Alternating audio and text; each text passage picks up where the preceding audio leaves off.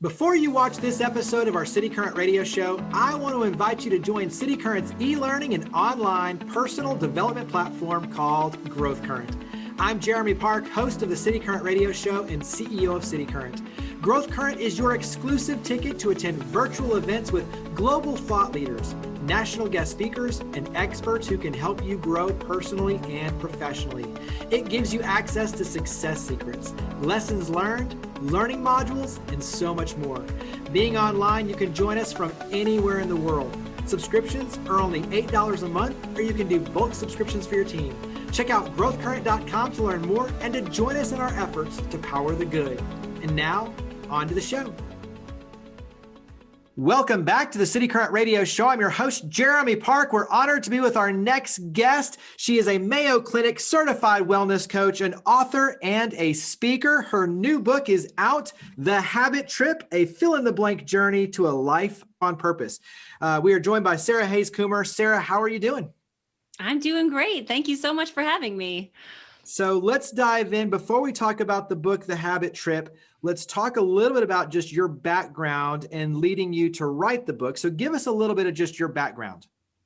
Yeah, so I started out as a personal trainer in Los Angeles, but my focus was on working with people who were struggling with their bodies rather than what you would typically think of when you think of Los Angeles and fitness. It wasn't about, celebrity life or being a hard body or running marathons or anything. So I had a very specific focus, and I felt like there was just a big hole in the wellness industry where everybody's focused on molding and manipulating their bodies rather than on nurturing and strengthening and empowering them.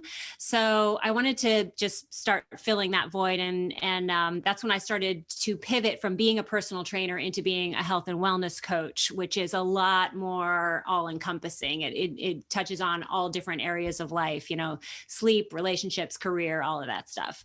And then I started writing these books, and this is now my third book that's out. Yeah, I was about to say, this is not your first book, so tease us a little bit with the others, and then we'll dive into The Habit Trip. Yeah, so the first was called Lightness of Body and Mind, and that was really about finding joy and peace in your body and giving it space to breathe so that it can become what it needs to become.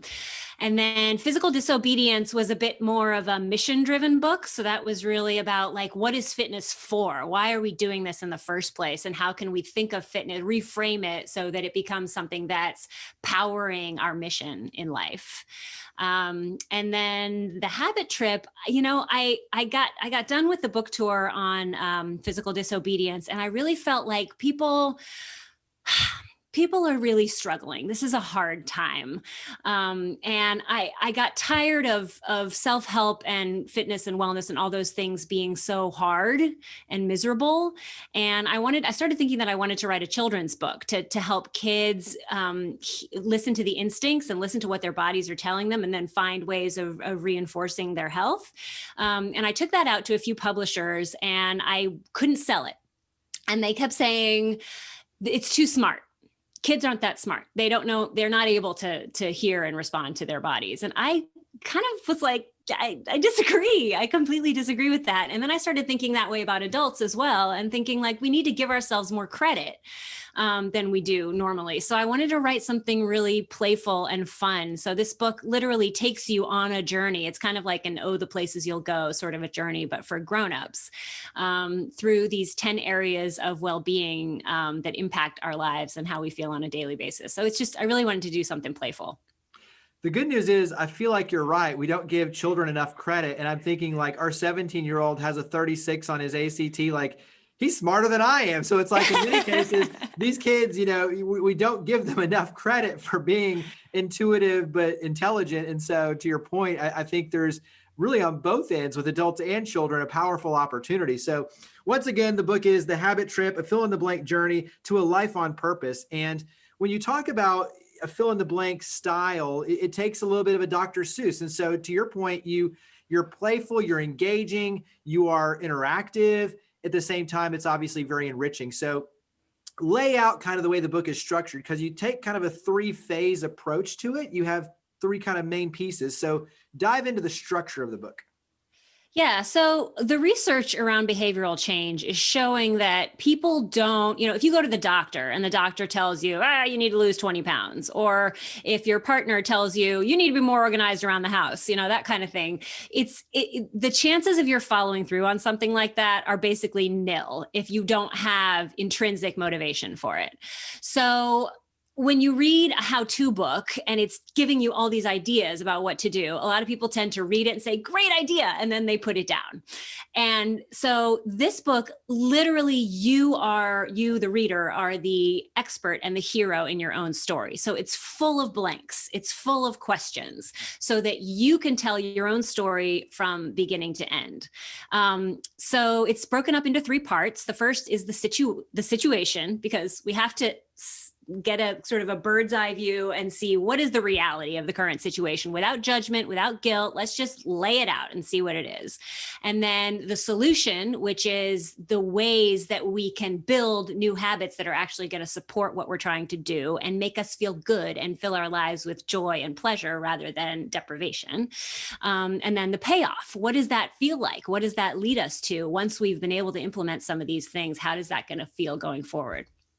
So let's take this interview then in those 3 different steps and phases. And so let's start on your end with the situation. And the thing that I like is that you use a lot of playful words and phrases and illustrations in terms of the way you kind of alliterate and bring things to life. So give us some of your favorite pieces when it comes to the situation.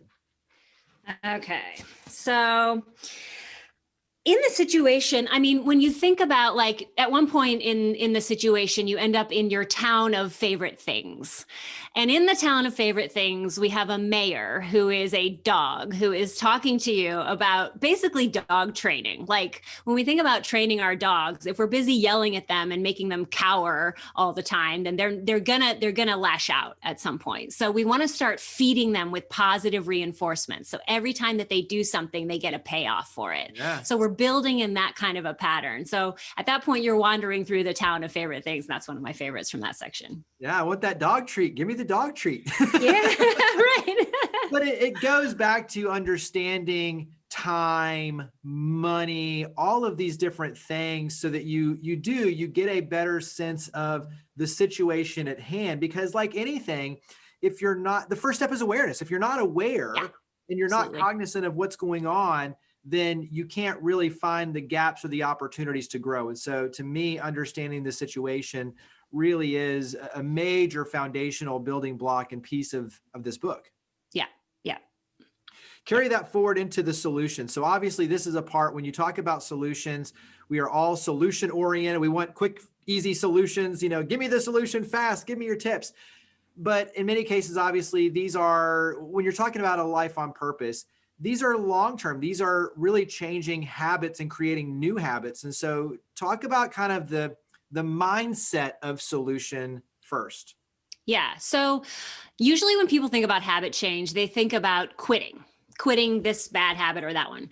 So we flip that in this book. And so we're focusing instead on either building in new habits or finding replacements for habits. So people are usually successful when they're able to marry what they need with what they love. So if you can find, like, okay, here's the situation, here's this area of life that feels like it's off for me. And we walk through these 10 areas of life in the book. It helps you identify which of those you want to tackle. And then what is it that I'm actually craving when I'm doing this, quote, bad habit again and again and again. And then if you can figure out what it is that you're craving, you can find healthier ways to fill those needs. So we go through those routines and we ask 1,000 questions in the middle section of the book to try to figure that out. When you talk about, a lot of that is self-reflection and being introspective. And I think some people, that's the hardest part, is the self-evaluation. Right. It's like, why am I doing these behaviors? Ultimately, like what's the void I'm trying to fill, or what am I trying to accomplish?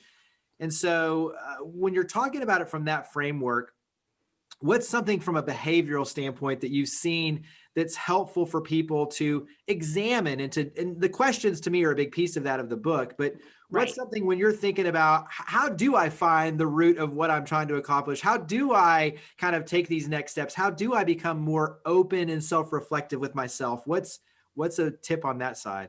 Yeah, I think people don't have to have it all figured out. I think people feel like they need to have all the answers. And if you can just look for, I call them alarm bells. So, if there's something that's really nagging at you that you've been doing for years, or sometimes it can be a physical symptom, like you're starting to get some indigestion, or you've got low back pain, or, you're stressed out and you have got insomnia, things like that. If you can identify which ones feel the most pressing, like I really want to deal with this is where I need to start. Then that's where you can go in the book, and to that tiny section. You don't have to fill out all the questions for all the areas. In fact, please don't. And just really start to focus in there. And then you can approach it with a spirit of experimentation, which is another really big theme in the book. So when I mentioned playful, this is about holding this stuff lightly. So when you try something, just try it. See if it works. If it helps, you'll want to do it more. If it doesn't, then let it go and move on to something else, and just keep trying, keep looking. Yeah. Having grace and giving yourself grace is Absolutely a big piece of that. What's something that you learned, kind of staying in the solution space, but what's something that you learned by writing this book that you thought, wow, I'm kind of learning this myself? Yeah, I mean, I've struggled. Anyone who's read my other books knows that I've dealt with eating disorders and body image problems and all this sort of stuff over many, many, many years. Even while working as a coach and a trainer, I've still continued working on with that stuff. So this book really let me land in my body in a way that I hadn't before. And that means that I can wake up every morning and say, I basically walk every single day of my life. And the question is, do I need 15 minutes today, or do I need 3 hours? What is my body telling me about what food is going to make me feel alive today? And sometimes that's a piece of cake, like it doesn't have to be a giant salad with kale. So if we can give ourselves that flexibility, we win. We just win, no matter what we end up doing. So that kind of freedom has been really, really lovely for me since writing this. Well, when you talk about the win and the freedom, let's talk about the payoff. So share some pieces of the payoff.